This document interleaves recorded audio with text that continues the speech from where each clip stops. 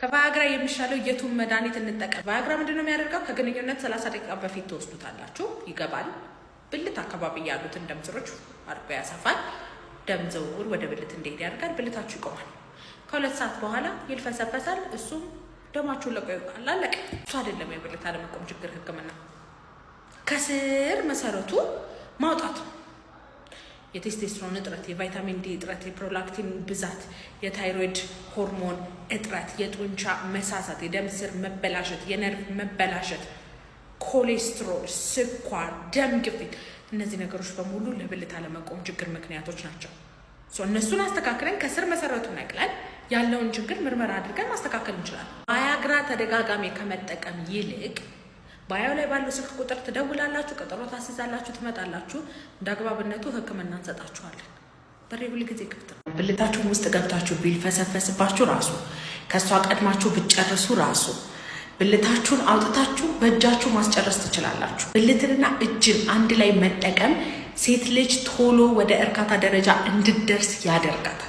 እስቲ እሱን ሚስጥር ተጠቀሙበት እስቲ ወንዶች። ቢካዝ ቶሎ መጨረስን ቢኖርህ የብልት መልፈስፈስ ቢኖርህ ይህንን ሚስጥር ካወቅ ባለቤትህን ማርካት አያቅትም። ይህን ነገር ተጠቀም ማለት ደግሞ ቶሎ መጨረስህን ወይም የብልት አለመቆም ችግርህን እንዳለ ተወው።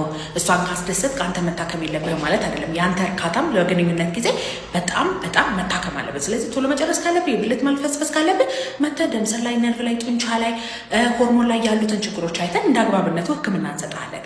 ግን ሚስትህ ደግሞ ምርር እስኪላት ድረስ መድረስ የለባትም። ስለዚህ እቺ ሚስጥር ያንተ ናት። ለቶሎ መጨረስና ለብልት አለመቆም ችግር ደግሞ መታከም ከፈለግ በሬ ሁል ጊዜ ክፍት ነው። ባዮ ላይ ባለው ስልክ ቁጥር ደውለህ ባለጌ ነሽ። እሺ ምን ይሆን ባልግናዬ?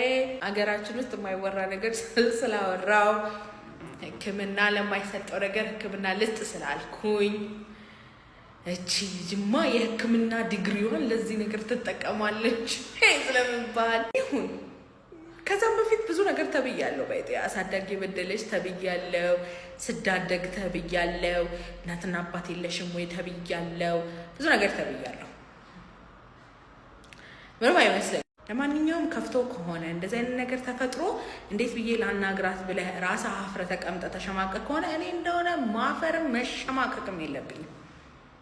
መታከም ከፈለግ ግን በሬ ክፍት ነው። ወደ ባለው ስልክ ቁጥር ቀጠሮ አስይዘህ መታከም ትችላለሽ። ባይ